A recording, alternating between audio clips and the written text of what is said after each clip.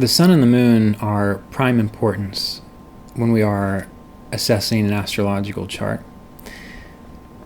This is because the sun represents that initial impulse, that divine spark coming from pure consciousness into this relative realm. So we can look at the sun as the absolute spirit, pure consciousness. We can look at, and also intelligence, we can look at the moon as the soul, because it is through the moon's light that we can see the nature of a person's emotional state. We can see the history of past lives. We can see the things that they're comfortable with. Essentially, the moon, being the soul, is our personality, and it is our individualized aspect of consciousness that we have to work with in the world. So the sun, it is that initial ray, that spark of the divine that represents our path. The moon is the reflection of that light and how we work with that light within this relative realm. Now, the sun itself is a natural karaka for the self, meaning that when we're looking at trigger transits, when we're looking at, say, vitality or other aspects of a person's body or being related to the sun, that it is a self factor. Just like the ascendant lord is also a self factor, and just like the Atmakaraka is a self factor. And when we're looking at a birth chart, we don't want to just analyze the sun, and we don't want to just analyze the ascendant or just the Atmakaraka. We want to analyze all three. Because when we analyze all three, then we start to get some overlap. We start to get a sense of, with more certainty, what is the baseline foundation of the chart that we're looking at. But we can always start with the sun. The moon shows what we're comfortable with. The placement of the moon in the chart, the aspects to the moon in the chart, the state of the moon in the chart, that shows what is the foundational feeling state of the individual that we're looking at. And believe it or not, most of our experiences in life are based on this inner feeling state. Whatever we have within our consciousness, represented by the moon, will get reflected in our experience in the birth chart, and also in life in general. So birth chart, life in general, very similar things because they reflect each other. Now, when we're looking at the state of the sun, the sign that it's in, the placement from the ascendant, that can help us see how hard or difficult or how easy or how inspired is our path. When the sun is strong, when the sun is well supported, good Lajatati Avashtas, good aspects, that'll show a very confident person, mostly, or a person who is, they know what they're here to do, and they have the inner inspiration to follow. When the sun is bad, when the sun is debilitated, or the sun has a lot of negativity towards it, or it's in a bad house or bad sign for it, then our capacity to live out our inspiration in this world is frustrated or weaker or held back. So looking at the sun, we can get a state of, is this person going to follow their inspiration?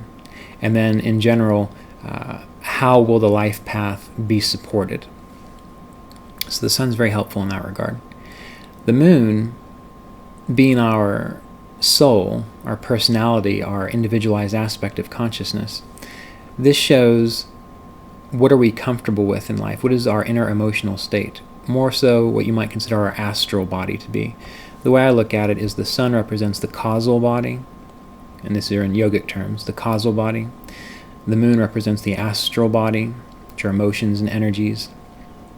And the ascendant represents the physical body, the physical form. So looking at all three of these things can really help us to see where is this person coming from. But with the moon, we want to look at the sign that it's in. If it's in a sign of a natural friend, the moon will be more comfortable. The moon will feel possibly more content. If it's in the 4th house, the 9th house, even the 10th, usually the 4th is pretty good though for the moon.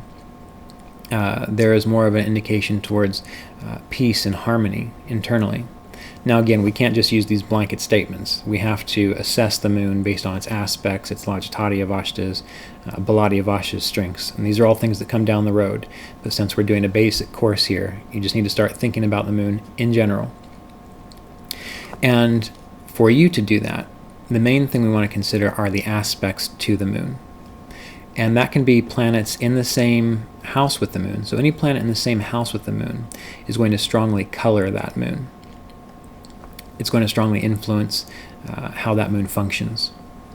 Any planets aspecting that moon, and remember, we'll get into this a little bit later on, but traditional aspects are when there's a planet in the 7th from the moon. So any planet in the 7th from the moon will be aspecting that moon. There's also the specific, or not necessarily specific, but the additional aspects of Saturn, Mars, and Jupiter. So if Mars is aspecting that moon, and Mars aspects 4 houses away from it, 7 houses away from it, which is the traditional aspect, and 8 houses away from it. So if Mars, if the moon is in the 4th from Mars, in the 7th from Mars, or in the 8th from Mars, that's going to be an aspect to the moon. If the moon is in the 3rd from Saturn, 3rd house from Saturn, what do I mean by that? So here's Saturn. If we count this is the 1st, this is the 2nd, and this is the 3rd from Saturn, then pretend the moon is here. So that would be the moon in the 3rd from Saturn. So you're always counting from the planet in question.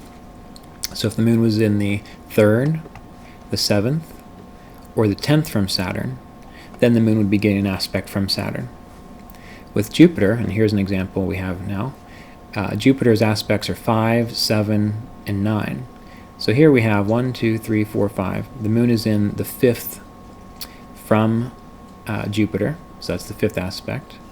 7th aspect from Jupiter, and the 9th aspect from Jupiter. If the moon's in any of those, it's getting an aspect from Jupiter. Otherwise, it's always directly across, which is the 7th aspect.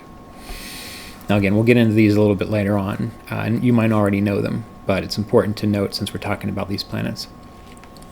Now, when a planet aspects the moon, that's going to show what is the person comfortable with in regards to the innate quality of the planet. Meaning that if we just take this moon right here, and we just use what we've said, so we know that Jupiter is aspecting the moon. So what does Jupiter represent? Jupiter represents joy, grace, optimism, a sense of bigger purpose, understanding, knowledge even. And so what that can show is that this person's emotional nature, having that Jupiter aspect to the moon, they will be more comfortable with the more enjoyable side of life, because that's what Jupiter represents. And that works for any of the benefic planets, such as Jupiter, Venus, Mercury, when he's not with a malefic. And those are the main benefics we want to consider. So when we have those planets aspecting or with the moon, it'll have a tendency to make a person more comfortable with the ease in life, the more enjoyable things of life, in regards to what the planet specifically represents, and we'll learn that down the road. If there's a malefic planet aspecting the moon, such as Saturn, Mars, the Sun, or Mercury when it's with a malefic, Rahu and Ketu, that's going to show a person who has more comfort with difficulty, but also they don't feel right if everything's going well. And you might know people like that. You might be like that yourself, where when things are going just perfectly smoothly, you just feel like something's wrong. When's the next shoe going to drop? And that might mean that you have these malefic planets impacting this moon. And a lot of people have this, so it's normal. It can also make a person very comfortable with change and adventure. And what happens if we have Mars impacting the moon? Well, if Mars impacts the moon, yes, it can give a little bit of an aggressive emotional nature, but it can make a person who needs to have more stimulation, needs to go out and do things, take initiative. And so if you get someone with Mars and the moon together, with another person who just has Jupiter and Venus with the moon, the Jupiter and Venus person is going to feel more content, just usually going with the flow, appreciating the form and beauty of the world, not really stirring anything up, just liking the good things of life. Simple and easy. But now you've got this Mars person on the moon, and when they're in a easy state, they're going to think, wow, I really need to get out and do something. I need to go ride my bike. I need to go on an adventure. I need to stimulate things. And that can be difficult, especially with relationships. And this probably is one of the main reasons for the thoughts about Kuja dosha that a lot of people are afraid of. Because if you get someone who's pleasant and nice with someone who needs more stimulation, needs to go out and do things, needs more adventure, needs more Mars in their life, it's going to make an imbalance in the relationship, which is one of the reasons why having two people with Kuja dosha is helpful, because then they understand each other. They both want that excitement. They both want that change. They both want to go take initiative and go into adventures. So we can start to see what is the underlying energy of a person based on the impacts to the moon. Saturn is a planet of sorrow and suffering and hardship. When we have Saturn with the moon, this can make a person used to sorrow and suffering. Maybe they're involved in a career that deals with it, helping others in that way.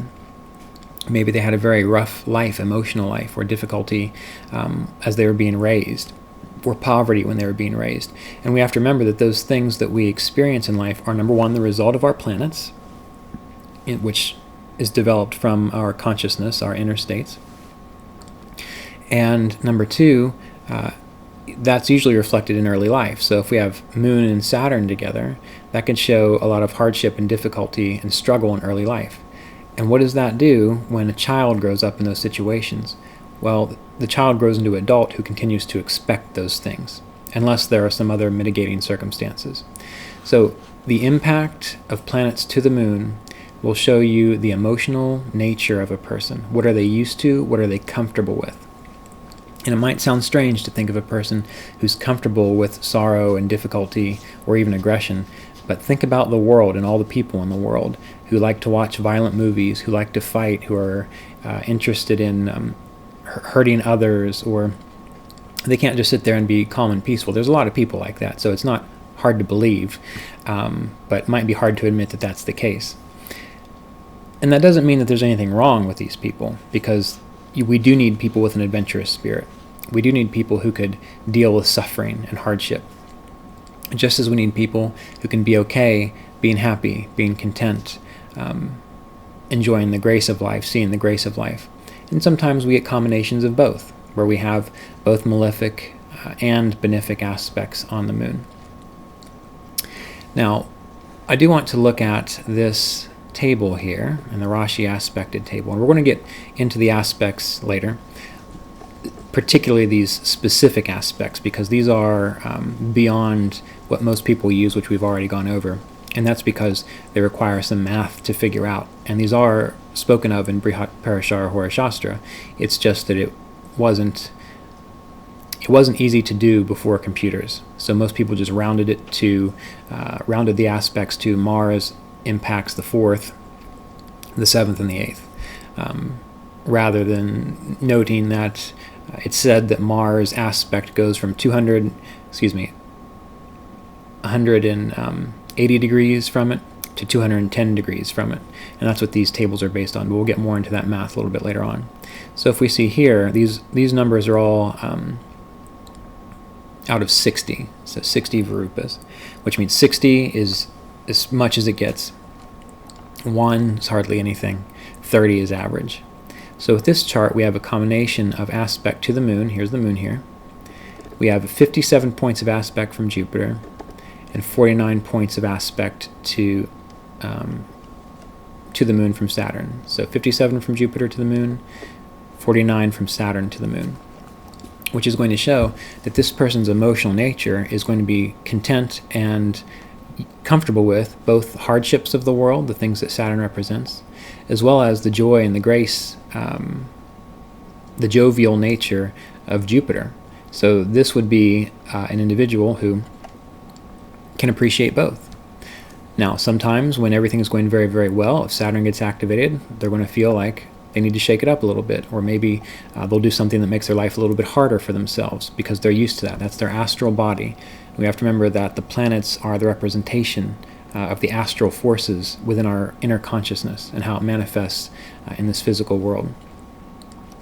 But overall, Jupiter and Saturn, I would say those would be generally two good influences to have, because when things go bad, this person can deal with it. They're not going to get crushed.